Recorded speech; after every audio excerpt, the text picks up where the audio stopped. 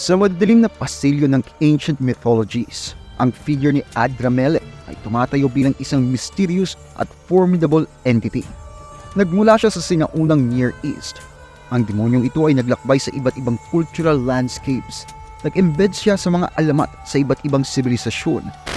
Kilala siya lalo na sa mga Assyrian at biblical references. Ang paglalarawan kay Adramelech ay nag-iiba-iba mula sa isang kinagalang na Diyos hanggang sa isang kinatatakutang demonyo. Sa exploration na ito, sisiyasatin natin ang maraming aspeto ni Adramelech bilang isang compelling figure sa realm ng myth at beyond. Habang dahan-dahan nating tinatanggal ang mga layer ng kasaysayan at mythology, makakasalamuha tayo ng karakter na parehong iginagalang at inaayawan, na sumasalamin naman sa komplikadong relasyon ng sangkatauhan sa supernatural.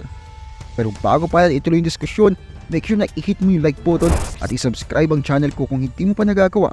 At kung gusto mong ma-notify sa bawat bagong video ko, i-click din yung bell icon. Malaking tulong yun sa akin at sobrang na-appreciate ko yun. Kuha mo na? Alright, simulan na natin.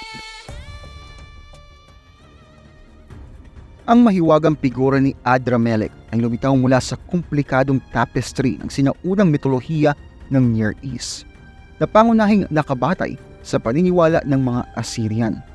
Sa early iterations niya, posibleng iginagalang siya bilang isang Diyos ng araw o mataas na Diyos na nagpapahiwatig sa hierarchical at nature-centric belief ng mga Assyrians. Naging mas seryosong figura siya sa salaysay ng Biblia, lalo na sa Second Book of Kings, kung saan siya nabanggit bilang isang Diyos na pinag-aalaya ng mga anak ng Sepharvite. Ang malinaw na paglalarawang ito ay nagpapakita ng malaking pagbabago mula sa pagiging isang posibleng Diyos patungo sa isang demonized entity. Ang pagbabagong ito ay lalo pang naipakita sa mga sumunod na demonological texts, kung saan si Adramelech ay may papel sa infernal hierarchy. Kadalasan siyang inilalarawan bilang Chancellor of the Underworld na nangangasiwa sa wardrobe ng Diablo, isang papel na sumasalamin sa pinaghalong sinaunang paniniwala at medieval Christian demonology.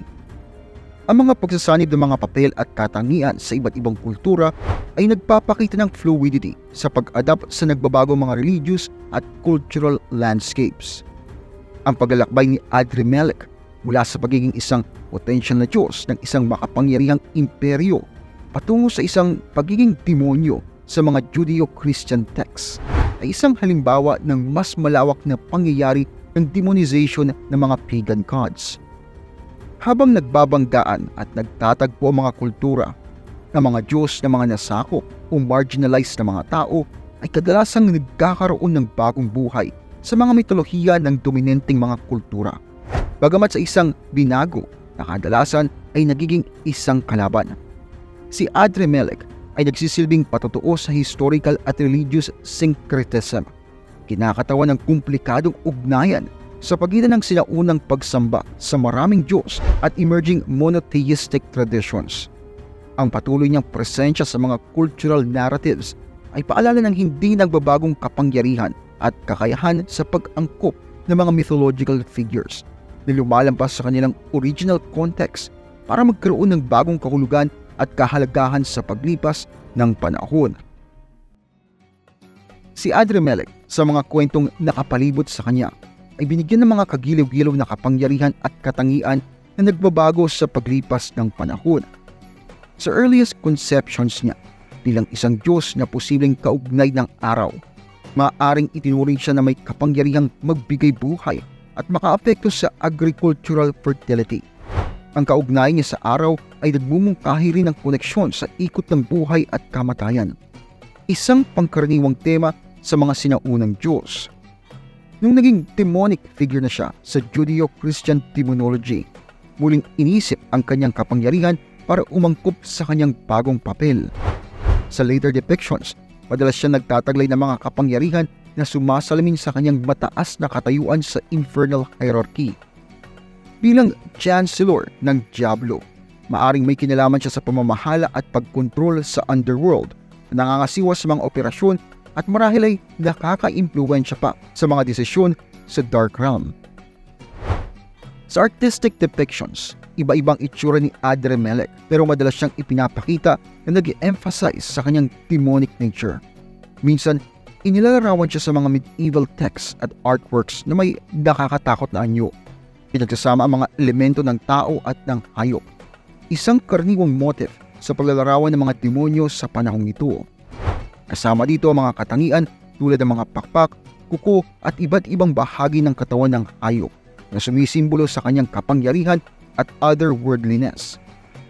Sa literature naman, particularly sa mga works na tumatalakay sa demonology at occult, kung minsan ay inilalarawan itong si Adramelech na may antas ng karangyaan na angkop sa kanyang mataas na rango. Ang kanyang kasuotan at kilos sa mga paglalarawang ito ay maaaring sumasalamin sa kanyang papel bilang keeper ng wardrobe ng Diablo, na nagpapakita naman ng sophistication at vanity na nag-set apart sa kanya mula sa ibang mga demonic entities. Overall, ang mga kapangyarihan at paglalarawan ni Adramelech ay binigyan diin ang pagbabago ng kanyang karakter sa iba't ibang kultura at panahon, mula sa pagiging isang iginagalang na Diyos ng araw patungo sa isang makapangyarihang figura sa demonic pantheon. Ang evolving portrayal ay sumasalamin sa nagbabagong pagtingin sa mabuti at masama, sa Diyos at sa demonyo, sa kasaysayan at imahinasyon ng tao. Ang pagsamba kay Adramelech, lalo na sa original Assyrian context, malamang ay kasama ang mga ritual at gawain na tipikal sa sinaunang mga tradisyong religious ng Near East. Bagamat kakaunti lang ang detalye tungkol sa mga practice na ito, posibleng kasama rito ang mga offerings, prayers, at posible mga festivals na inihahandog para sa kanyang karangalan, na sumasalamin naman sa kanyang katayuan bilang Diyos na associated sa araw at pagpapalawak, life at fertility. Pero ang pinaka-controversial at kilalang aspeto ng pagsamba kay Adramelech ay nagmula sa salaysay ng Biblia. Sa Second Book of Kings, inilarawan ang mga Sepharbite na inilipat sa Samaria na sinunog ang kanilang mga anak bilang sacrifice para kay Adramelech. Ang malungkot na paglarawang ito na malamang ay demonization ng foreign religious practices ng mga Hebrew scribes ay nagpapakita ng madilim na paglalarawan ng kanyang pagsamba. Karaniwan ito sa mga ancient texts bilang paraan ng pagpapabagsak sa mga Diyos at gawain ng mga kalaban o nasakop na tao. Sa later periods, lalo na sa context ng Christian demonology, ang anumang pagsamba kay Adramelech ay tinuturing na napaka-negatibo dahil ito ay nauugnay sa pagpaparangal sa mga demonyo, isang gawain na kinukondena ng simbahan. Noong medieval period at sa mga panahon ng witch hunts, ang anumang inaakalang pagsamba sa mga demonyo tulad ni Adramelech ay madalas na hinaharap ng matinding pag-uusig. Ang ebolusyon ng mga ritual at pagsamba na kaugnay kay Adramelech mula sa mga posibleng marangal na gawain hanggang sa simbolo ng ultimate heresy ay nagpapakita ng pagbabago ng religious at moral landscapes over time.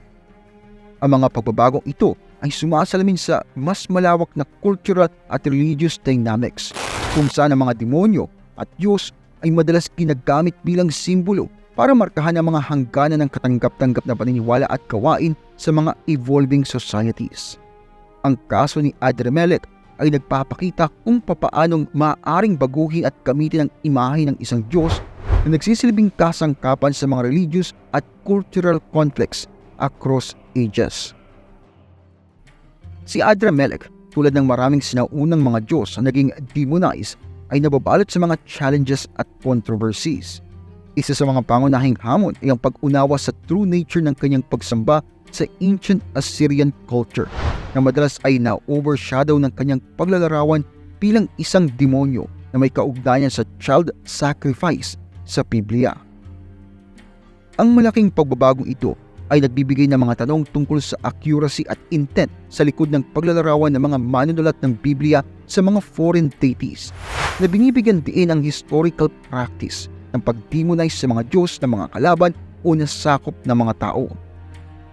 Isa pang malaking controversy ay ang interpretasyon kay Adramelech sa demonology. Ang elevation niya sa high-ranking position sa infernal hierarchy ay sumasalamin sa pananaw ng medieval Christianity kung saan ang mga paganong Diyos ay madalas na ginagawang mga demonyo sa loob ng mahigpit na dualistic framework ng good at evil. Ang perspective na ito, bagamat malaki ang impluensya sa paghubog ng mga Western perception sa mga demonyo at occult, ay maaaring tignan bilang isang uri ng cultural at religious appropriation na binabaluktot ang original meanings at ang papel ng mga Diyos na ito. Sa makabagong panahon, ang figura ni Adramelech ay nagdulot ng hamon para sa mga scholar at mahilig sa mythology. May delicate balance sa pag-explore at reinterpretation ng mga mythological figures para sa kasalukuyang mga tagapakinig at ang pagrespeto sa kanilang origins at historical context.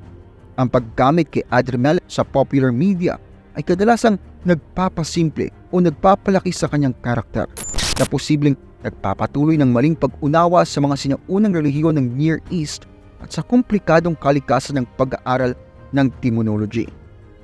Ang mga challenges at controversies na kapalibot kay Adramelech ay sumasalamin sa mas malawak na issue sa pag-aaral at representasyon ng ancient mythologies. Binibigyan din nila ang kahalagahan ng maselan at respetadong diskarte sa pag-unawa sa mga komplikadong figura na ito. Isinasaalang-alang ang kanilang historical origins at ang kanilang umuusbong na papel sa mga cultural stories.